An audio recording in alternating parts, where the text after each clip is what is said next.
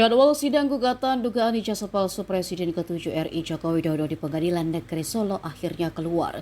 Sidang gugatan itu akan digelar pada pekan depan atau Kamis 24 April 2025. Gugatan terhadap ayah Wakil Presiden Gibran Raka Buming Raka tersebut pun telah terdaftar di Pengadilan Negeri Solo dan telah ada penetapan terkait majelis hakim yang akan memimpin persidangan.